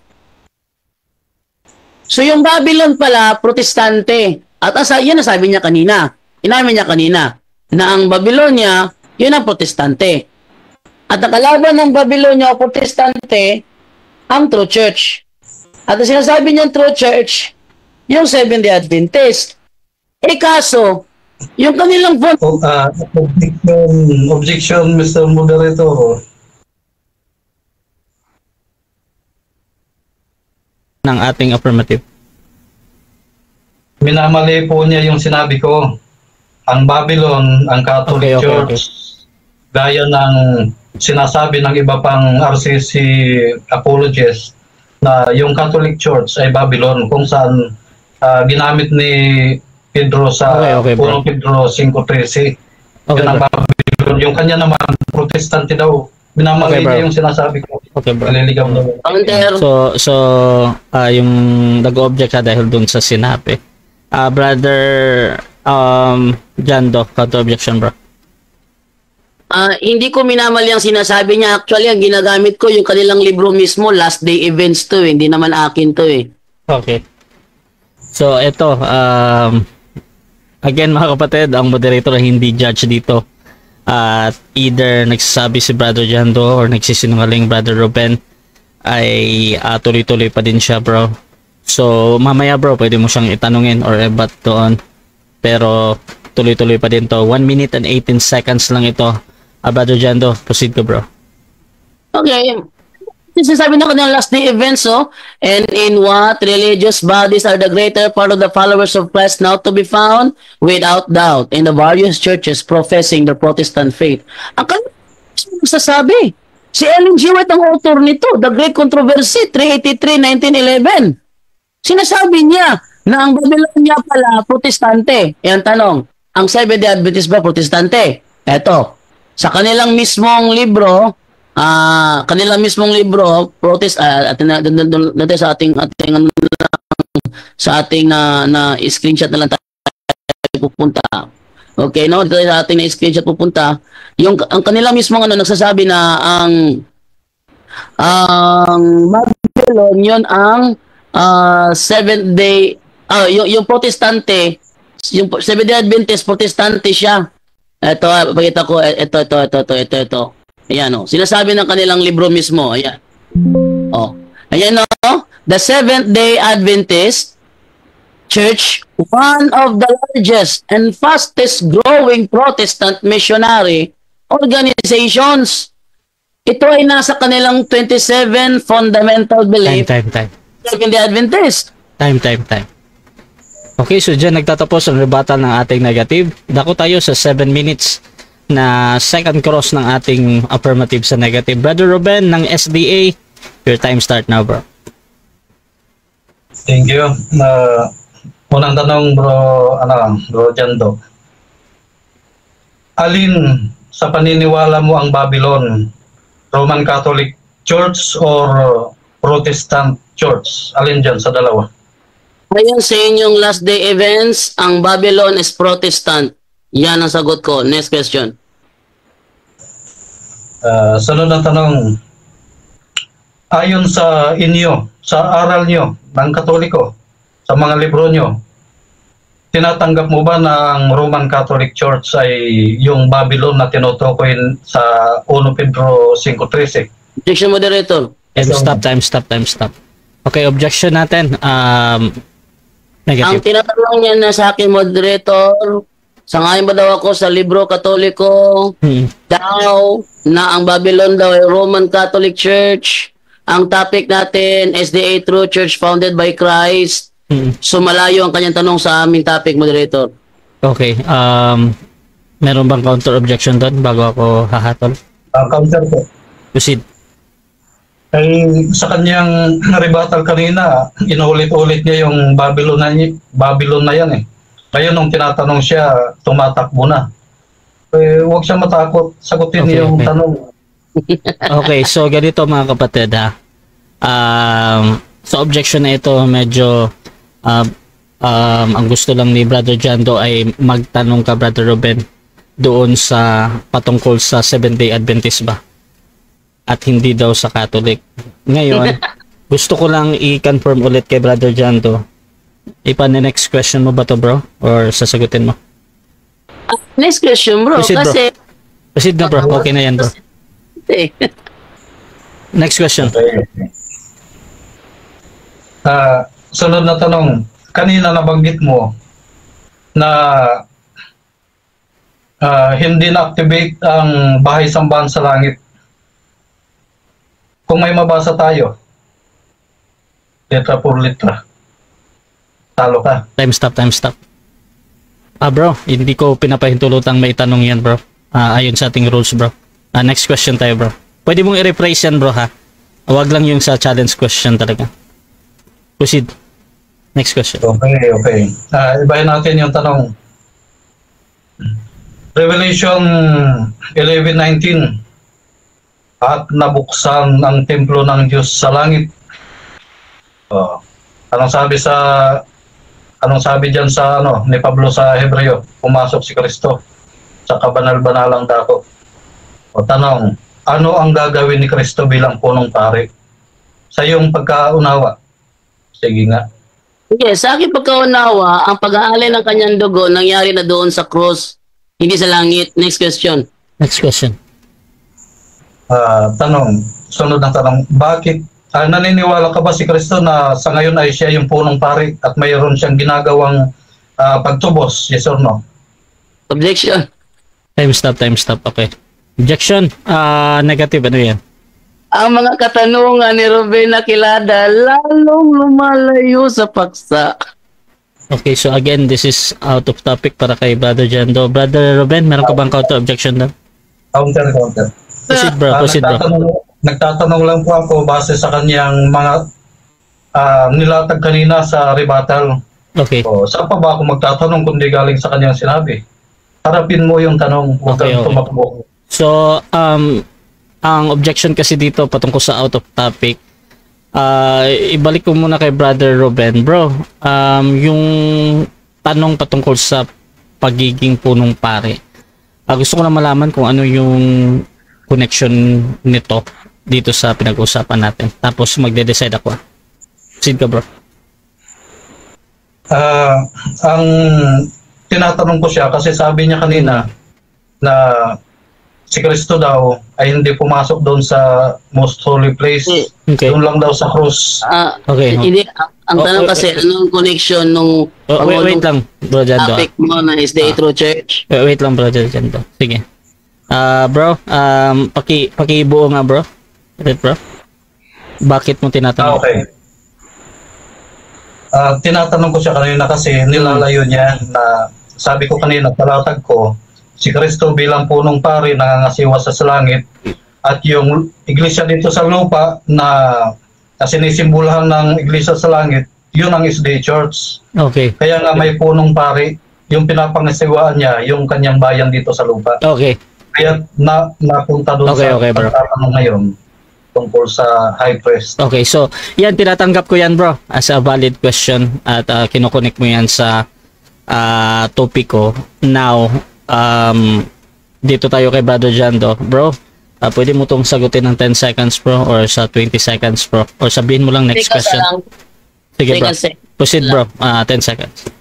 Hindi ako sumasang-ayon na yung sinasabi niyang sa langit is sumisimbolo sa Seventh-day Adventist Church. Hindi ako sang-ayon doon. Kaya yung tanong niya para sa akin out of topic. Next question. Okay. Sunod na tanong. alin ang sinisimboluhan ng bahay sambahan sa langit o sanctuaryo sa langit? RCC, Roman Catholic Church o Seventh-day Adventist Church? Alin sa dalawa? Mamili ka lang. 10 seconds, moderator. Proceed lang. Ang kakasabi ko lang, yung sinusimboluhan noon, yung krus, kasi doon nag-alay si Kristo ng kanyang dugo sa krus, hindi sa langit. Next question. Objection, Mr. Moderator. Time stop. Objection. Brother Ruben, anong objection ba? Counter. Objection to, bro. Hindi yun yung tinatanong ko. Iniiba niya eh. Okay. Bro. Iniiba niya. Ang tinatanong ko, yung santuario sa langit, yung pagsamba sa langit, Bro Ruben. alin ang sinisimboluhan? Okay. Bro Ruben, akin na to, Brother John to. Ginagamit niya dito, bro, yung 10 seconds, bro, na karapatan niya mag-explain kahit anong dahilan niya, bakit niya hindi sinasagot ng direct ba dahil doon, bro. So, proceed lang ito, tuloy-tuloy ka, Brother Ruben. 10 seconds yung ginagamit ni Brother Jando dito. Proceed ka, Brother Ruben. Counter muna ako, moderator. Counter.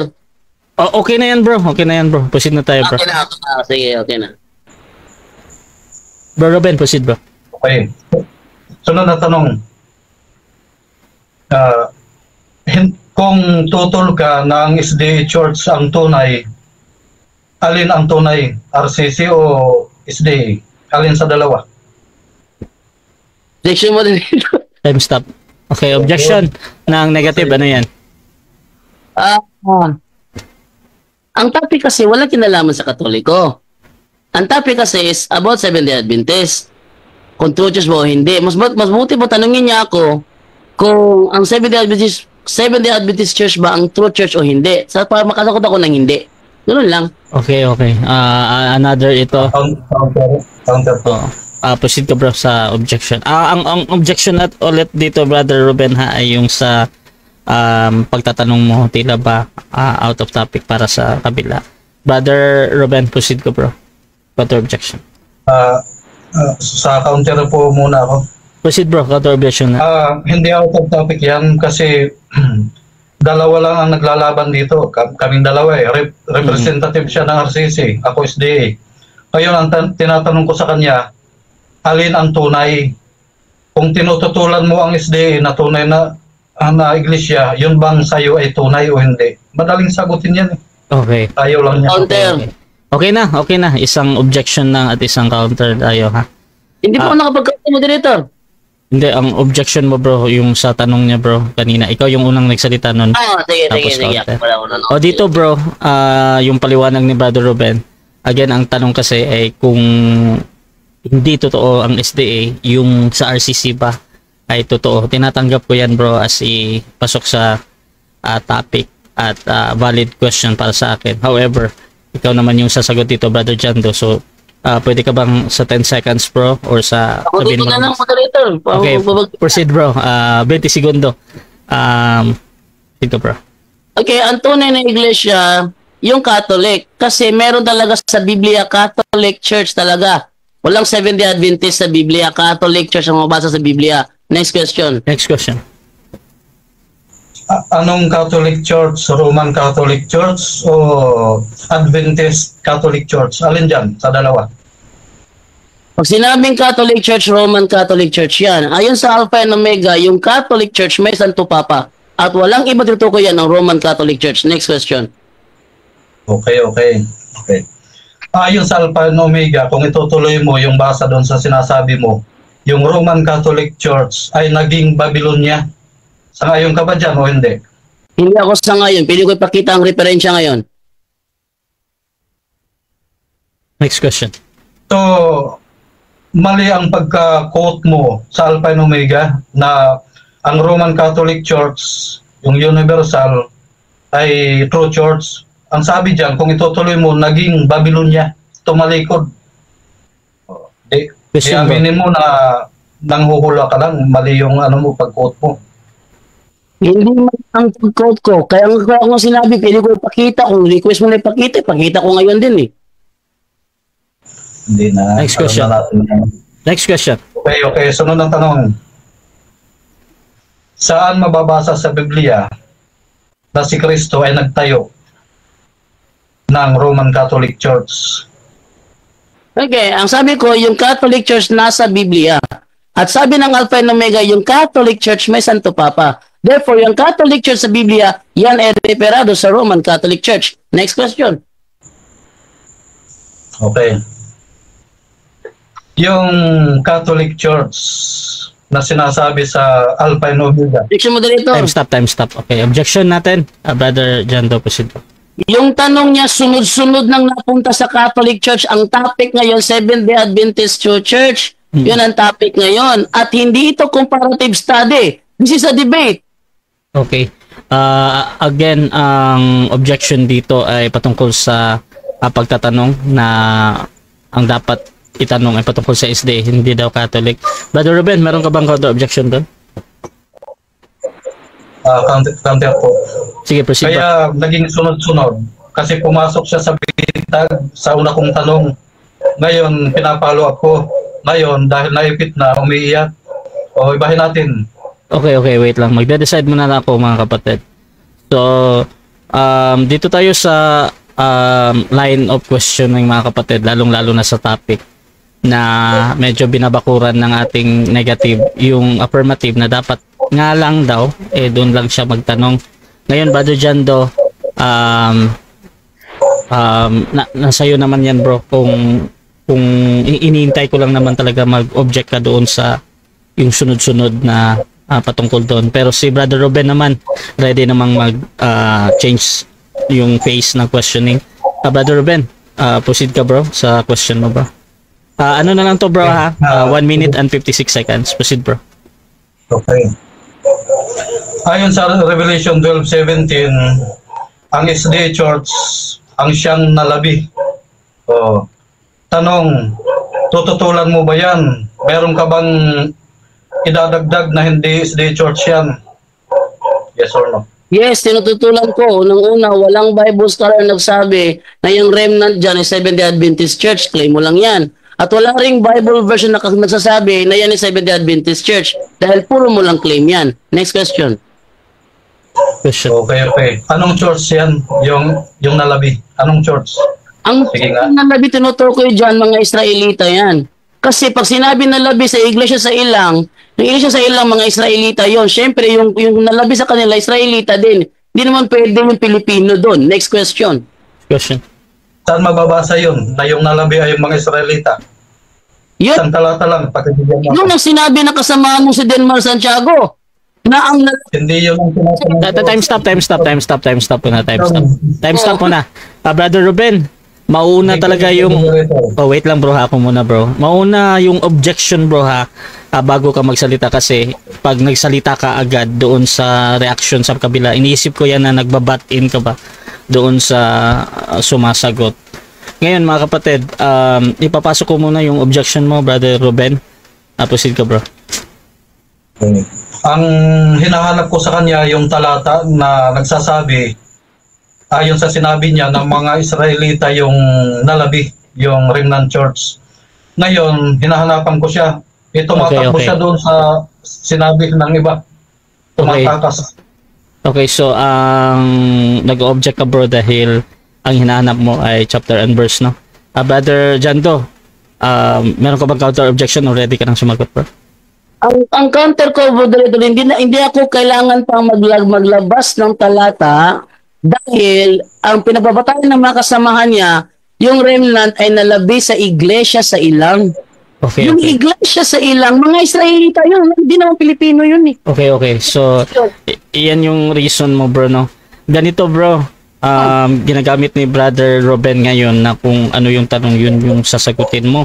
10 seconds. Ayan, okay. 10 seconds yung gagamitin ni Brother Jando dito. Proceed ka, bro.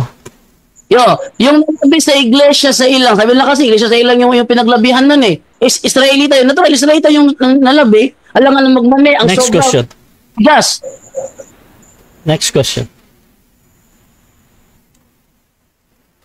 Brother Ruben, next question, bro. Okay. Saan sa Revelation 12:17 yung sinasabi mong iglesia sa ilang? Saan dyan?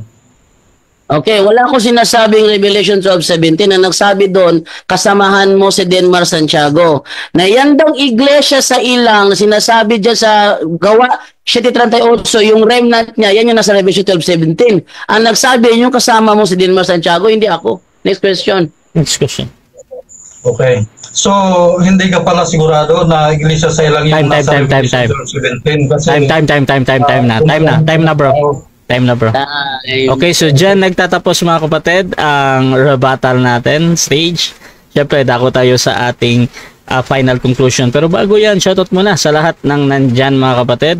At sabi ni Rain, mahina sa prophecy, ginawang literal yung Revelation 12 verse 17.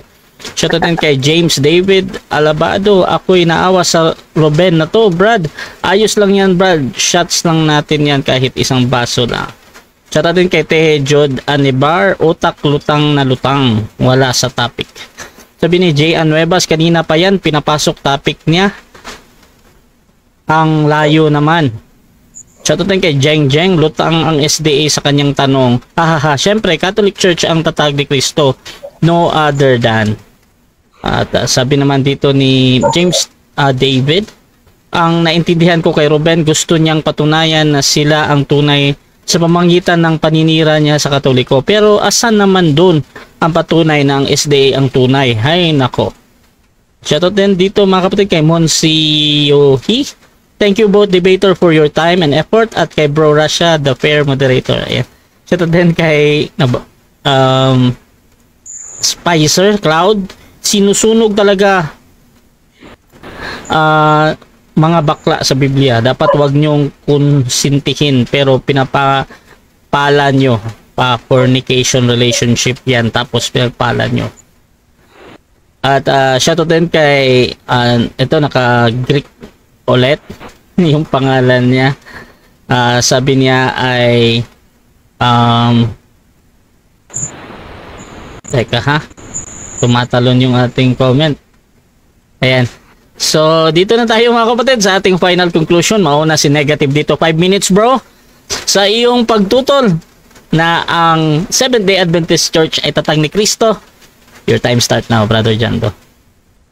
Okay, thank you sa iyo, moderator. Kung naalala ninyo, di ba gabi-gabi ko sinasabi sa inyo, isa sa mga strategy ng Seventh-day Adventist para hindi sila maipit, kailangan nilang ilayo yung paksa.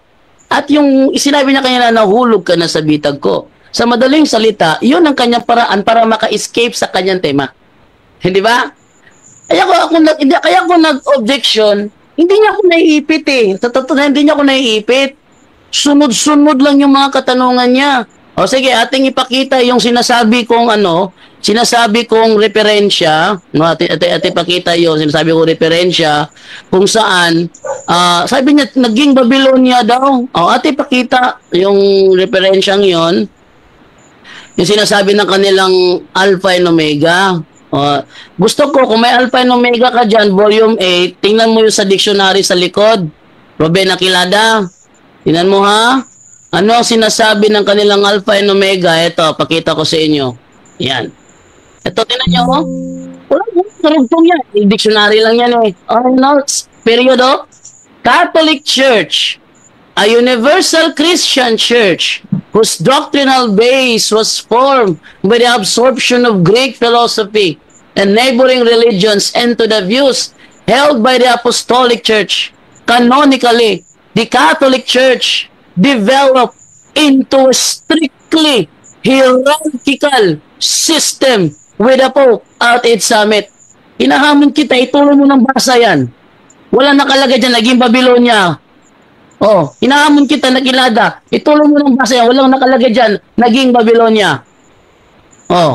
So, yung mga pinagsasabi nito ni Nakilada, puro to puro to malayo, no? Tingnan mo sa Alpha and Omega, may Alpha and Omega ka dyan, volume 8. At ituloy mo ang basa doon, kung may nakalagay mo doon, naging Babylonia. Tinitiyak ko sa iyo, walang nakalagay doon. At yung Catholic Church, na sinasabi ng Biblia, Catholic Church, Catholic Christian Church, na sinasabi ng Biblia, sabi na kanilang Alpha and Omega, may Santo Papa with the Pope at its summit.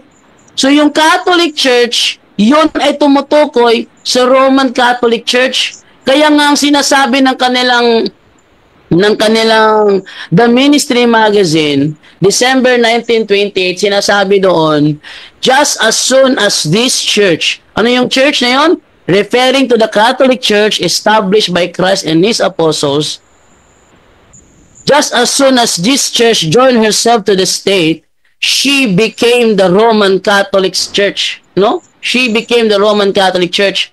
Sa madaling salita, yung pagliko niya sa Catholic, hindi ako naiipit doon eh. Pero, negative ako sa tema mo. At ang tema mo, patutunayan mo is the tatagdag ni Kristo. Walang tinatag si Kristo noong 1863 sa Battle Creek, Michigan, USA. At wala siyang inutusan doon. Bakit? Yung Ellen White na nagtayo doon, hindi galing sa iglesyang tatag ni Kristo, galing yun sa iglesia ni William Miller. Si William Miller naman, galing si William Miller sa Baptist. Baptist si William Miller eh. Bago naging nagtayo na kayo sariling Adventism.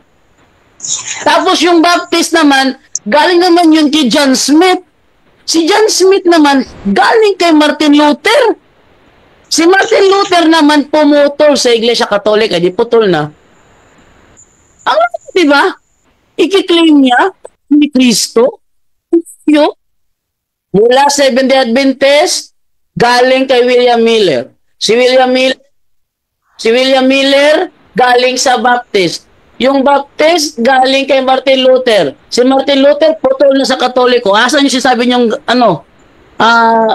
may sinugo si Kristo, propeta doon, co-founder, co-prophet, co-prophet.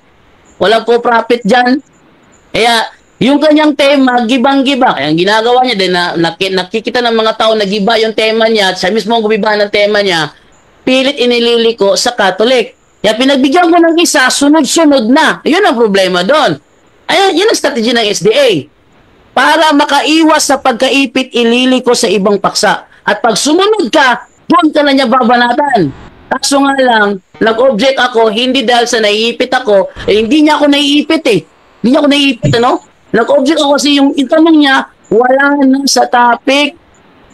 Ang kadibate ko, ang affirmative dito, hindi ako, negative lang ako dito eh. Oh. Okay, so dyan nagtatapos ang negative final conclusion. Dito naman tayo sa affirmative final conclusion sa kanyang pinatutunayan na ang SDA Church ay tatag ni Kristo. Brother Ruben, your time start now, bro. Okay, thank you. Ang ating negative ay kung ano lang sinabi. Nung tinatanong ko siya, alin ang true church, SDA o RCC na yung nire-representahan. Hindi niya masagot-sagot. Pinapapili ko lang siya kung sasabihin niya RCC, di may follow-up yun. Takot siya doon sa susunod na tanong. Umiiwas. Hindi daw nailatag o hindi napatunayan. Kanina pa nga niya iniiba, nililis eh. Kasi yung katotohanan na nilatag natin, pilit niyang inilalayo. O, kandaraya yan. Ang SDA Church ay ang iglesyang hinulaan ng Biblia. Prophetic, Prophetic Church yan. Revelation 12:17, iglesyang nalabig mula sa bayan ng Diyos. So, ano yung bayan ng Diyos? Yung tinatag ni Kristo, bayan ng Diyos. Ano yung nalabig na tumutupad sa mga utos ng Diyos? Ang Seventh-day Adventist Church. Yung kanina binasa natin, Revelation 10, 9-11, nilarawan dyan yung pagkabigo, yung panahon nila William Miller, dahil mayroong prophecy dyan na tumutukoy sa paglilinis sa langit. Lagi siya nag-object dahil doon makikita ang puno yung pasimula.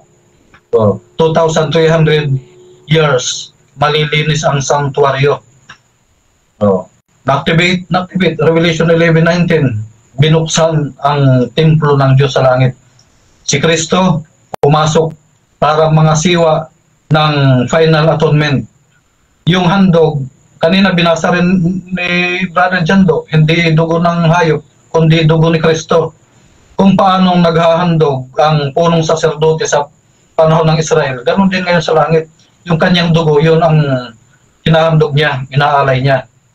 O, yung iglesia sa lupa, alin sa dalawang iglesia sa lupa na sinisimbolan kung nasa langit, tinanong ko siya, Katoliko o SDA? Di rin niya masagot-sagot. Kasi kontra sa pangangasiwa ng punong saserdote sa langit, ang ginagawang pangangasiwa ng punong saserdote dito sa lupa ng Katoliko. Kontra. Si Kristo nagpapatawad sa langit. Yung Papa sa Roma nagpapatawad dito sa lupa. Sino ngayon yung tagapagligtas? Dalawa na. Isa sa lupa, isa sa langit. So, kaya maliwanag dyan. Iisa lang yung tunay. At iisa yung tatag ng dragon. Dalawa lang yan sa Revelation na naglalaban eh. Iglesyang nalabi at iglesyang tatag ng dragon. Kanina, hindi daw yun hindi daw SDA yung nasa Revelation 12:17. Ano daw yun? Nalabi ng Israel, tinanong ko siya, saan mababasa yun? Si Denmar daw may sabi, anong nangyari sa ating negative? Naging marites. Pabira. Kaya umiiwas eh. Nagbabanggit ng iba't ibang tao para lang makasurvive. Sa totoo, hindi niya nagiba ang ating topic. At patunayan natin na isa lang yung tunay sa pagitan ng dalawa. SDA ang tunay ayon sa prophecy. Ngayon sasabihin yung hindi na kanina pa nga natin pinapatunayan ayon sa prophecy. Ang RCC, ano ang prophecy ng RCC? Babylonia. Hiwaga ayon sa 2 Thessalonica 2:3-7. Ang hiwaga ay gumagapang. Ano yung Revelation 17 verse 5? Babylon the Great Mystery. Mahiwaga. Ngayon, anong sabi? Magsilabas kayo dyan, bayan ko. Dati, ang Roma, branch yan ng Iglesia ng Diyos. Iglesia sa Roma. Ngayon, sinakop ng papasi. Kaya't naging Babylonia. Sabi ng Diyos, magsilabas kayo dyan sa kanya bayan ko. Hanggang ngayon, ang Diyos ay may kinikilala pa rin mga tao dyan sa RCC na kanyang bayan. Pinalalabas kayo. Dito kayo sa SDA. Ito ang tunay. Dalawa lang yan eh. Huwag na kayo sa protestante. Dito kayo lumipat sa SDA. Kaya ikaw dyan habang hindi pa huling lahat, balik ka na. Kasi pag hindi nasumpungan yung pangalan mo sa Aklat ng Buhay, Revelation 20 verse 14, ihahagis ka sa dagat-dagatang apoy. Yan ang warning. Kaya't habang maaga pa, balik ka na sa SDA. Thank you. At dyan nagtatapos mga kapatid ang debate between Seventh-day Adventist and Roman Catholic Church sa topic na patutunayan na ang SDA Church ay tatag ni Kristo. Affirmative si Ruben ng SDA, negative naman si Brother Jando ng RCC. At before natin i-end yung ating live, syempre gusto ko muna silang magpasalamat sa lahat ng manonood at makakapanood pa nito sa mga replay. Unahin natin si Brother Ruben, bro. Salamat.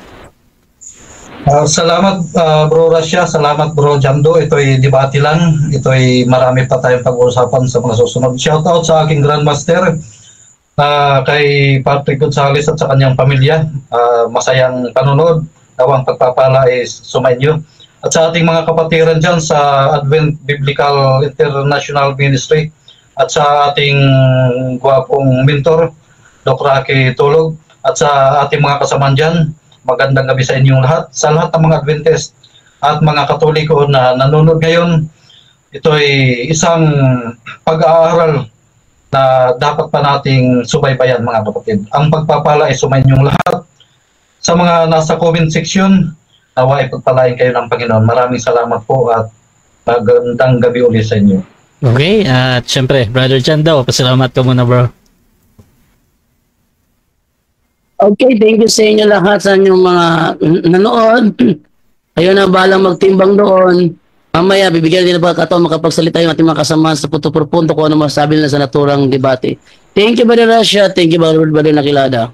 Okay, Rasha TV, gusto din magpasalamat sa lahat ng sumusuporta at lahat ng titiwala pa din sa atin mga kapatid. Please subscribe yung ating YouTube channel, Rasha TV mga kapatid. At itong aking profile, Rasha Vista mga kapatid, dito ako laging nagla-live. At kung gusto nyo sumali sa ganitong gawain, pwede kayong PM sa akin or maghamon man sa dalawang nandito si Brother Ruben ng SDA, Brother Jando ng Catholic, mga kapatid. At gusto ko din pasalamatan syempre lagi punto por punto, mga kapatid, sa laging pag-invite sa atin bilang moderators sa mga debate nila, no? At dito din sa mga kasamahan natin sa loob, merong ako nakitang 22 participant. Maraming salamat din sa talagang nandyan lang kayo, no, nakikinig. Halos 2 oras din yung debate at hindi biro yung paghihintay, pakikinig. So maraming salamat. So yun, this is Admin Russia ng Russia TV and we're out.